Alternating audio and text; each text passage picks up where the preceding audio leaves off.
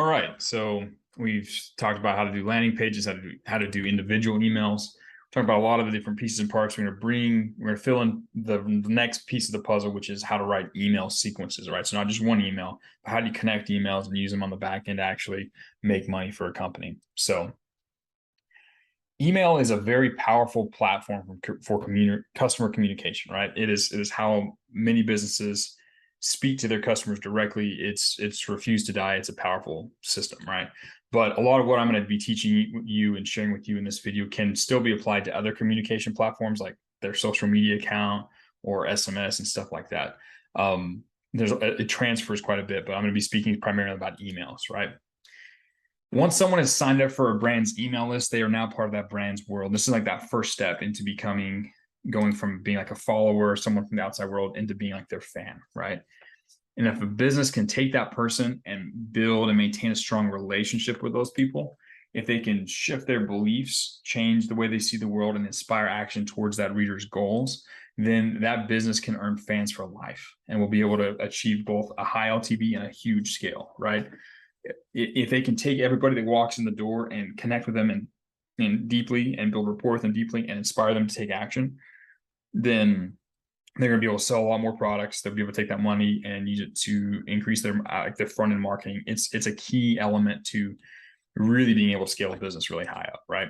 So let's talk about different kinds of email sequences, different ways to use the emails, and that kind of stuff, so you can get a feel for how it works. So the first thing you need to understand is the welcome sequence, right? So we talk about how to build an opt-in page. So once someone actually opts in that page and they're taking that first step into the world, you want to start hyper building that relationship right at the beginning when they're hot and bothered. They've decided they want this thing. They've shown they're interested in solving this problem. They've taken a step. They've made one step of commitment towards the brand. You want to hyper build the relationship at that point, because it's like you're forging like a piece of steel. You've taken out the fire. It's hot. It's moldable. Now's the time to strike the hammer, right? To actually mold the relationship with this person. So you want to start providing value, and you want to start building rapport with the reader. This welcome sequence, this type of email sequence, is often called an indoctrination sequence, because this is the opportunity to reshape their view of the world, right? So most of the people don't have success because they don't understand how the world truly works, right? And every brand has their own take on what reality is, and key beliefs and important facts. And something that happens in this welcome sequence, on top of building rapport, on top of selling a product, is that you're going to start to reshape their view of the world. You're going to start sharing your opinions, your thoughts, your beliefs as a company and as a brand, and they're going to start adopting them, right? Now, the goal of this welcome sequence, they're going to come in one end, a new person who isn't familiar with you or your brand, right? And you're going to build a relationship with them. You're going to reshape their understanding of the world. You prepare them to purchase the next product on the value ladder, and that's where they're going to pop out, right? So you're going to come in a brand new person, you're going to do a bunch of stuff, and the end goal is they should be ready to purchase the next product in the value ladder, right? So if they've opted in for a free gift, maybe they buy the low ticket, or they've bought a low ticket thing, maybe you're getting them to buy a mid ticket. You know, they paid $7 for this thing, and now you're going to pay for $97 for the low ticket item, for example, right? Or they've opted in for a free ebook, now you want them to buy the $197 membership or something like that, right? You take them in, you use this indoctrination sequence to build that rapport, to reshape their beliefs, and prepare them to purchase the next product. So usually that first email in the sequence is just a simple introduction and the actual bait they signed up for. So if they signed up for a free book, they're going to get the link to the free book in their email, and you're going to say hi.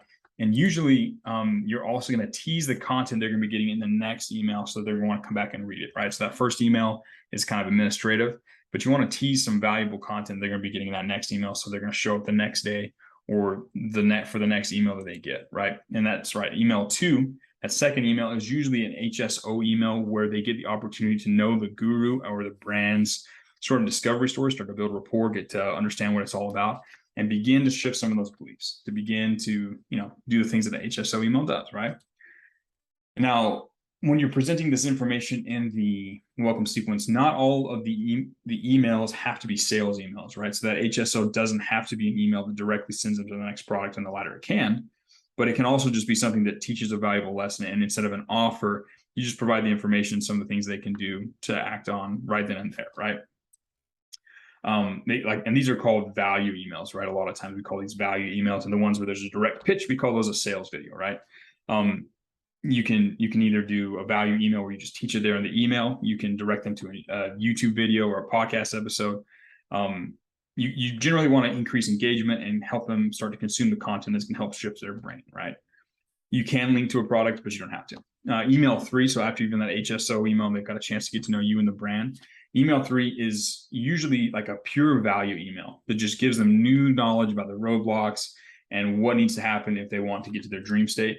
And this can be done either with like a DIC, and then like a DIC format where you disrupt, you build some intrigue, and then you give them the answer. Or you can actually have them go and click. You can do the DIC email and they go click and they discover the answer and the information, that free value somewhere else. Again, there's a lot of flexibility in how you do this. Email 4 in the indoctrination sequence is usually another DIC email, but this is 100% usually focused on directing them to the product, right? So you've got them all excited and interested in buying into your world. You now use that, you stack a lot of curiosity and you drive into the product. A straightforward sales DIC email. And then email 5 is usually, and this is kind of the last one I'm going to present on right now, is usually a PAS style email that's designed to get them over the edge. They kind of learned about it, you've got them all excited. Now you just crank that emotion and you get them to go to the sales page and buy the product, right? That upsell product, that next thing on the ladder. You can have more than 5 emails. You can have a bunch of these. You can repeat some of these steps. You can do less. You can condense them. There's no fixed way. It's really up to you to decide what steps you want to include. But you just need to ask yourself, where is the reader when they first join? Where do they need to go? What steps need to happen for them to get there? And then you just kind of define the emails that you're going to do. I've given you kind of a rough outline of some of a format or something of a format you can use, but it's up to you to decide what the actual steps are. So that they can step in, go from being a brand new person to being someone who's fully bought into the vision, ready to buy that next product. Now, even if the reader doesn't buy that next product at the end, they should be bought into the brand, right? That's the biggest thing. You want to take them, even if they don't give you their money, they need to become someone who is in it, who understands what you're about, who believes your core things, and will be a good person to purchase from, who will purchase from you in the future, right? And who's going to enjoy opening those emails over and over again. They need to become addicted. This is Mr. Pavlov, and this is Pavlov's dog. So you guys probably are familiar with the traditional conditioning like thing that he discovered. So he did this deal where he would ring a bell, and every time he would ring a bell, he'd feed these dogs steak. He ran this experiment, right? So he'd feed them food, ring a bell, feed them food, ring a bell, feed them food. And then eventually he got to the point where he'd just ring the bell and they'd start salivating because they were anticipating eating food, right? And this is essentially what you're going to do. You want to get them into the habit of every time you send an email, they get excited, they read it because it's a fun experience. It talks about interesting things, it's related to them, and it's just a good thing. You want to build up that habit in the indoctrination sequence so that the next time you send them an email, a week from now, a day from now, or a month from now, they're excited to open it. And maybe that's the time they buy your next product, or they go further and further up, right? You want to get them excited and addicted to consuming your content. So to get good at writing welcome sequences, I recommend you go out and sign up for as many newsletters as you can and take notes on what they do well and what they can improve on, right? So just go out, like you should be doing this for part of your email swipe file. We go sign up to as many newsletters as possible, and then go read the content that they're sending out to you as you go through like their welcome sequence and see, oh, I like what they did here. They kind of made a mistake there. Oh, this resonates with me, or this one doesn't, right? That's a really good way for you to get experience. There's a lot of variety for how you do welcome sequences depending on the product and the services you're offering. But I recommend you just go sign up for as many as possible and see what they're doing. So let's talk about just normal newsletter emails. Now, this isn't like a sequence per se, but it's important to keep, once they've gone through that welcome sequence, it's important to keep that relationship with your list alive and continue to help them and sell them and guide them towards your other products as you move forward, right? You're going to want to make the majority of your emails to your list about helping them. Like the main focus will be about helping them and providing value, rather than only sending emails that are like pushing for a sale every single time. Like that's the full focus, right? You're building up what some people refer to as like a relationship bank account, right?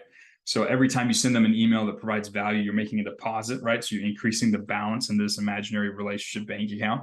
And then eventually you'll earn the right to make a withdrawal, right? To, let's say every time you send an email, you're depositing some stuff.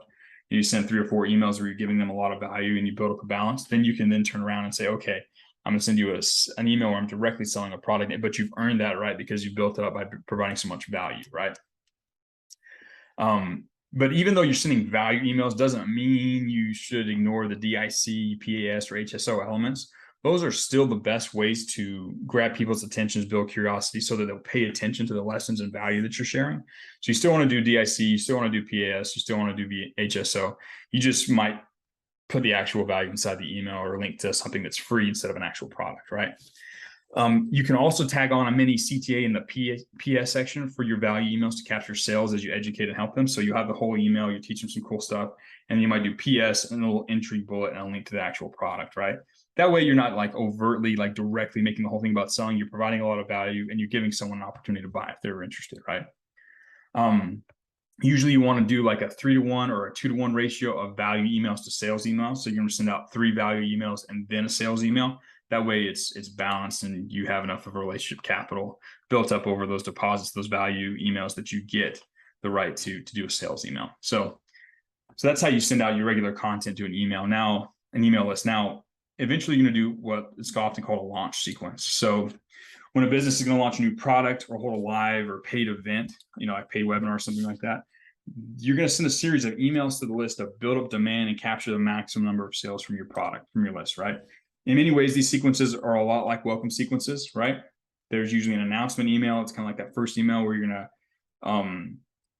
open up and like you make an announcement, hey, we're holding this event, or hey, we're opening this product, blah, blah, blah. And you're gonna start encouraging pre-orders or people to sign up for a wait list, that kind of stuff, to identify that they're ready for it.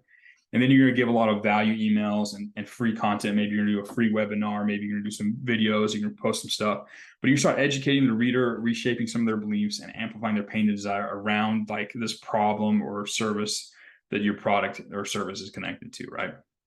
Then usually after you've done that, there'll be a series of PAS when you get closer to like the launch date, where you're going to be using those PAS emails to amplify their pain and desire and actually get them ready to do it, right?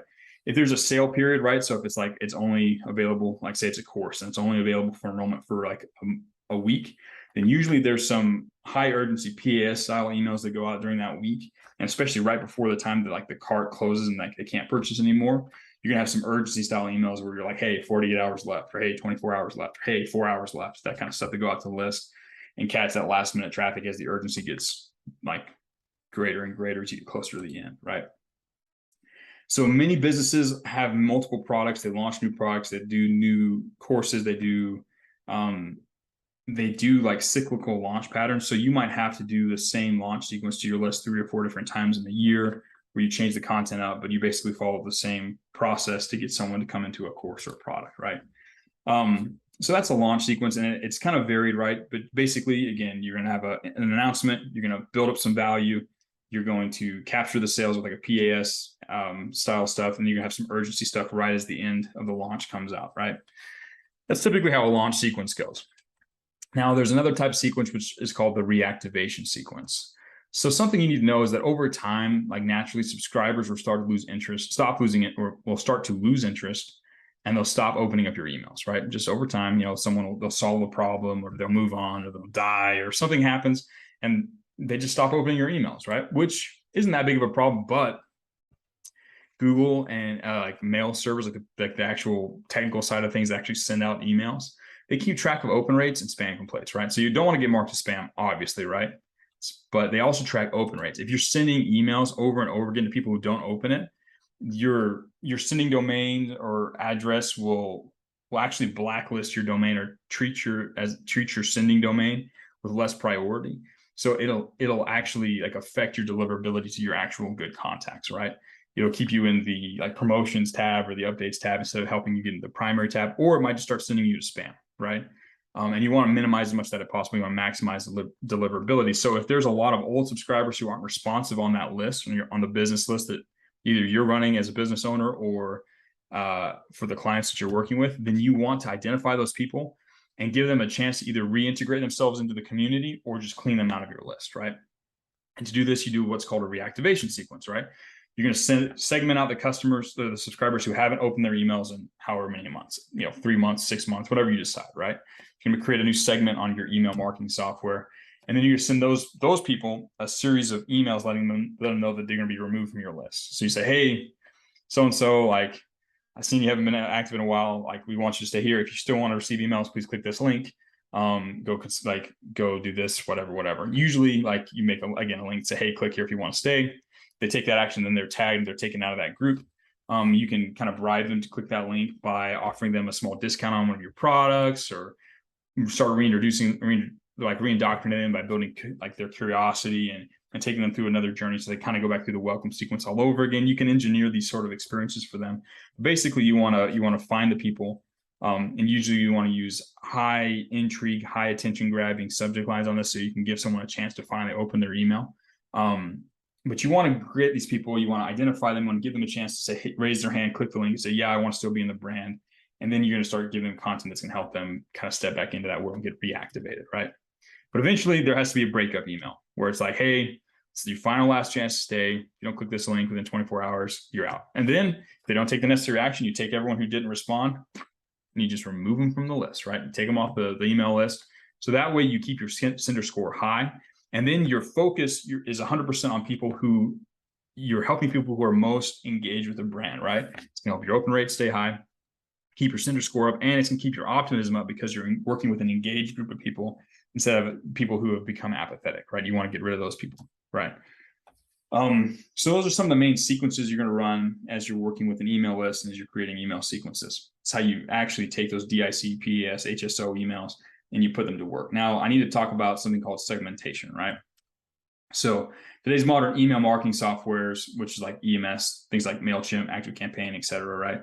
They all allow you to segment your list based on behavior. So for example, if you send them an email with a link to a YouTube video, for example, or you have them, or if they open a specific email, or they visit a certain page on your website or buy a product, for example, you can actually tag them inside of that software.